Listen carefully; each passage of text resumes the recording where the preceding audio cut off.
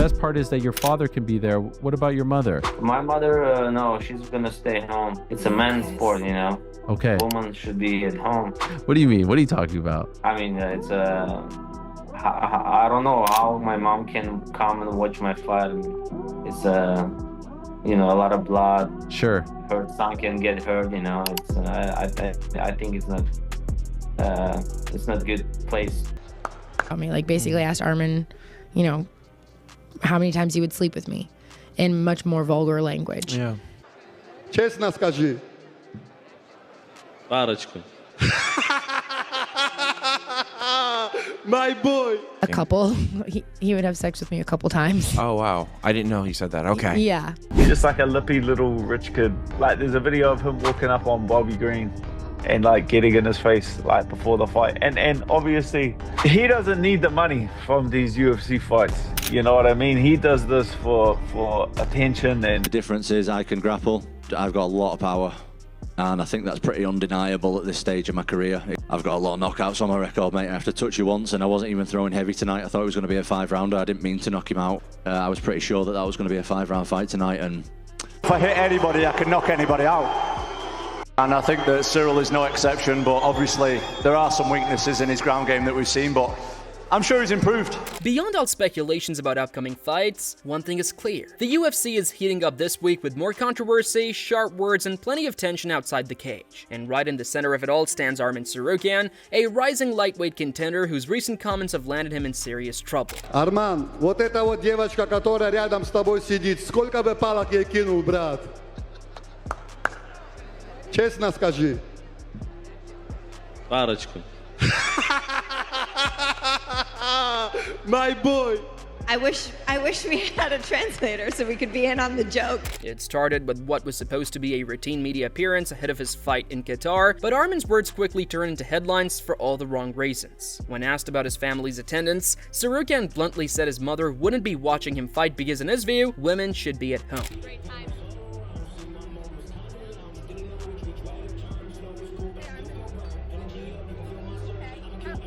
I'm sorry, I didn't mean to.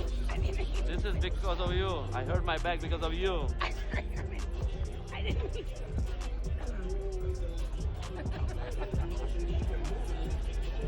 Tell him I didn't hurt your back. No, you didn't hurt my back. It was my fault.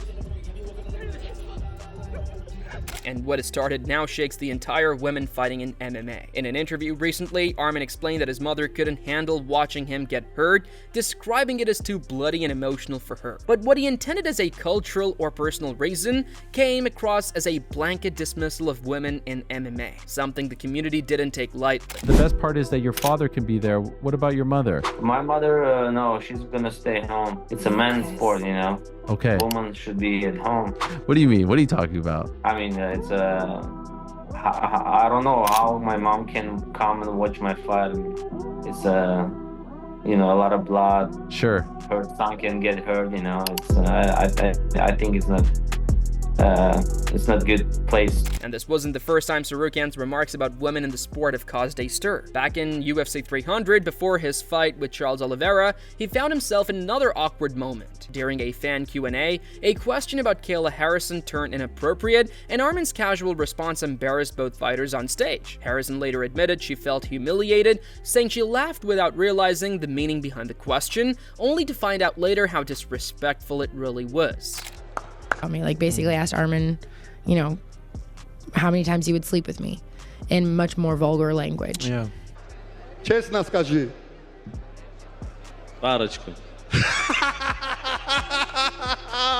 My boy. A couple. He would have sex with me a couple times. Oh, wow. I didn't know he said that. Okay. Yeah. I wish we had a translator so we could be in on the joke. Do you want to tell us what he said? Oh, stupid question. Oh. Next one.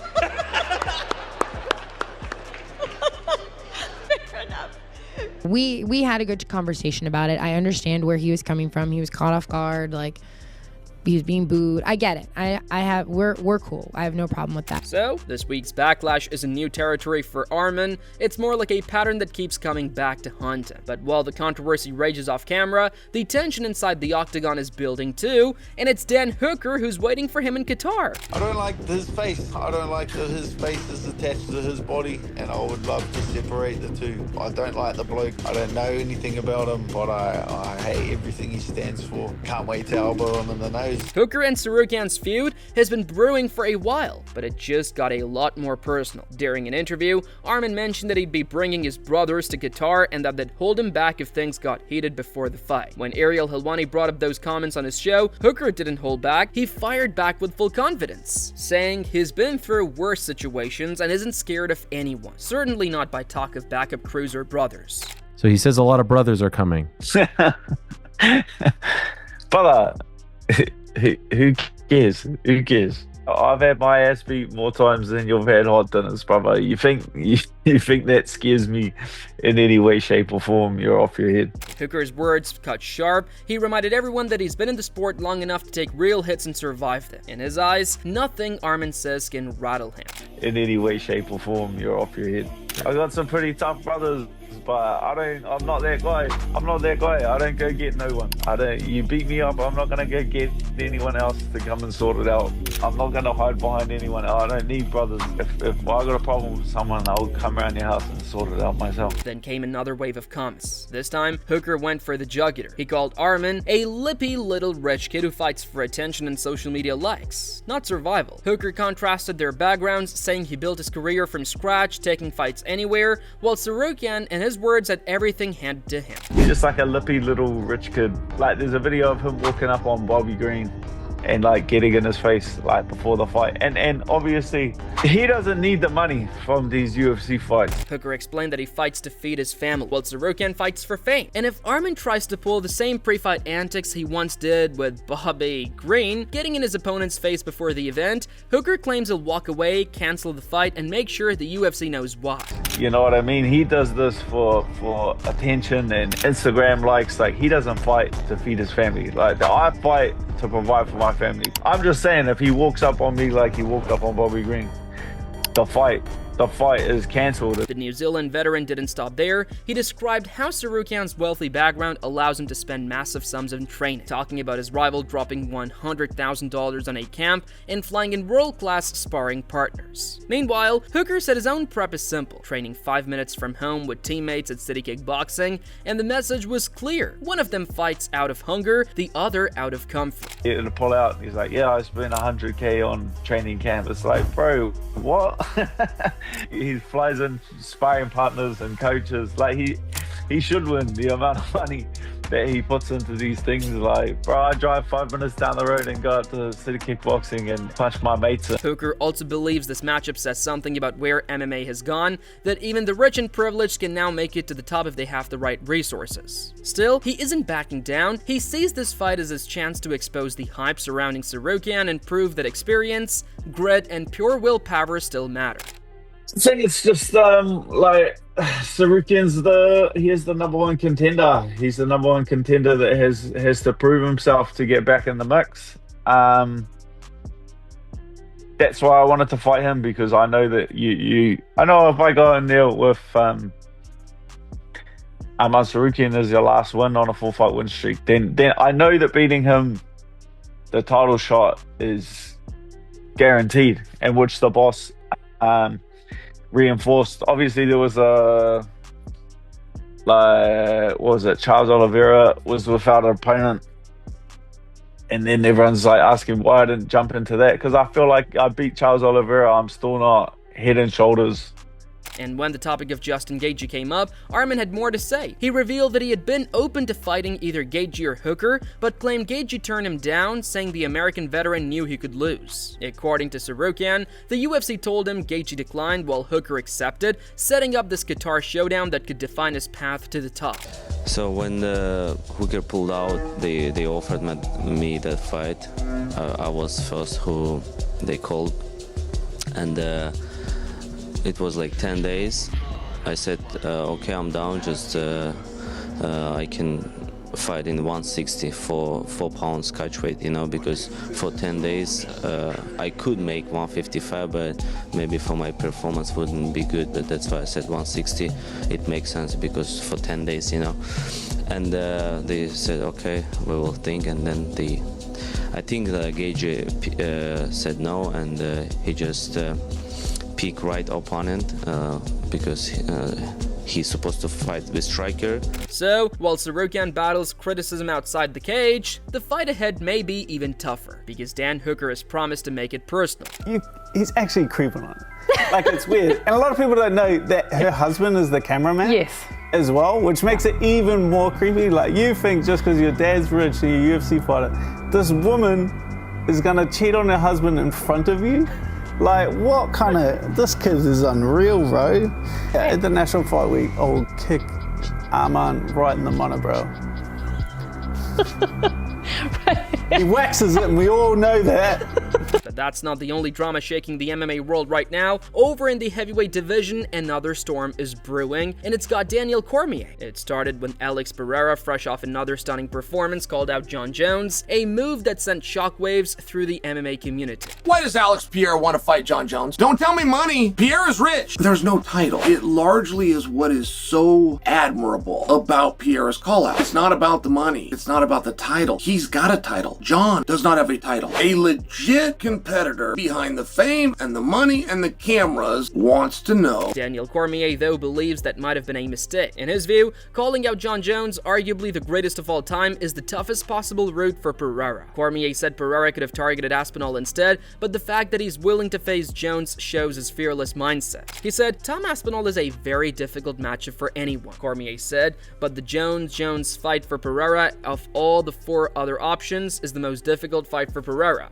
It speaks to the kind of man that Alex is. Still, DC admitted there is a strategic risk. Jones is a nightmare matchup for Pereira stylistically, and his wrestling, size, and fight IQ make him an almost impossible puzzle. So, while the call-out proves Pereira's bravery, it might not be the smartest long-term move. He said, Alex called out the hardest fight possible. It also shows where we are in today's world of mixed martial arts. Like with Conor McGregor, people are almost valuing the fight over the belt.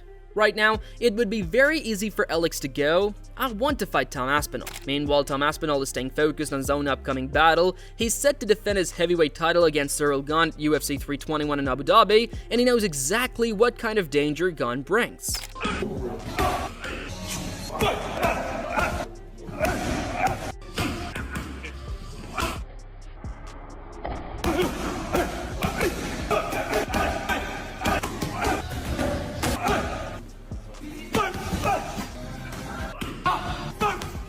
Aspinall said he has been preparing for everything, from striking to grappling, because he knows Gane has been working hard to fix the weaknesses that cost him before. He wouldn't even be surprised, he said, if Gane tried to take him down. Aspinall's message was calm and confident that he's ready for any version of Gane that shows up in the cage. You know, there's the guys who I've trained with, from my experience, who in the gym are absolute killers, absolute world beaters, and they'll get in a fight and they'll just freeze up, and it doesn't work like it does in the gym. They fight way worse. And there's other guys like myself, anytime there's pressure on me, that's when I've done my most devastating performances. Oh, talk's just talk to me, right? It doesn't matter. Like, at the end of the day, we're both going to take our shirts off, get a pair of gloves on, and go in there and see who wins on October 25th. So it's not really going to change anything, to be honest. He praised Gane's improvements, but reminded everyone that he's been leveling up too. Even though his fight with Jon Jones never materialized, Aspinall stayed active in training, helping teammates prepare for their bouts and sharpening his own game every day. He hasn't wasted a second of his downtime, and now he's ready to prove it, he said. If I hit anybody, I can knock anybody out.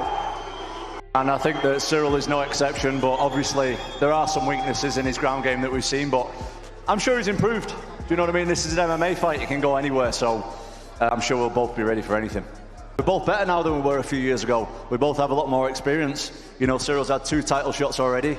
I defended the interim title, I now hold the undisputed title, so I think this fight's going to be better, and I think it's pretty rare that you see any guys of our size that move like we do. Tom, you said in the past, after the Sergey Pavlovich fight, you were asked, you said, is Cyril Gane the next challenger for you? And you said no. So now that he's sitting across from you, Do you believe that he deserves the title shot right now? I mean, there was... On the other side, Ciryl Gane is just as confident. He says people still underestimate his ground game, assuming he hasn't evolved since his losses to Jon Jones and Francis Ngannou, but Gane insists that he's not true. He claims he's been working closely with his coach, Fernand Lopez, to fill every gap in his game, and that fans will see a new, more complete version of him in Abu Dhabi. He said, "Believe me, as someone who's come from Thai boxing as well, I've got a team behind me. My coach, Fernand Lopez, we've worked on our ground game." For Gane, this is a shot at redemption, a chance to silence critics who've questioned his toughness and wrestling skills, and for Aspinall, it's about cementing his place as the true heavyweight king.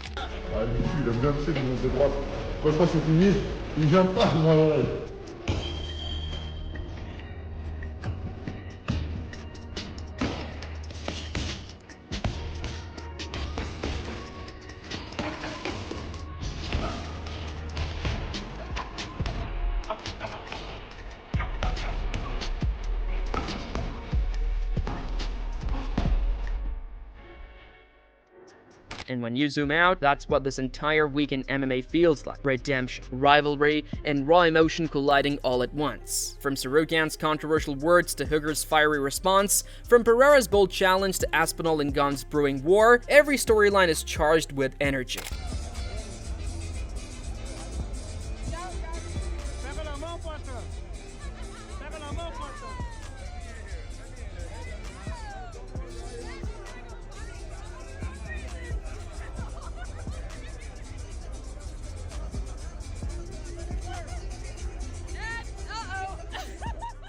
The UFC isn't just about titles right now, it's about statements, pride, and proving points. Because in this sport, words travel fast, but punches always speak louder. Ciryl tweeted that he thinks you should be careful what you wish for, and he'll see you in Paris. How do you think you match up against Ciryl? I better be careful, apparently. Yeah. I think I match up pretty well against him. I think I'm equally as fast as him. I move equally as well. The difference is I can grapple. I've got a lot of power. And I think that's pretty undeniable at this stage of my career. I've got a lot of knockouts on my record, mate. I have to touch you once, and I wasn't even throwing heavy tonight. I thought it was going to be a 5-rounder. I didn't mean to knock him out. I was pretty sure that that was going to be a 5-round fight tonight, and just takes one shot, mate, at heavyweight, especially with me throwing him. The fight world isn't slowing down. From shocking controversies to bold callouts, the drama just keeps getting louder. And as always, Ring Rivalry will be right here, bringing you every punch, every headline, and every twist. Like, share, and subscribe, because this rivalry never sleeps.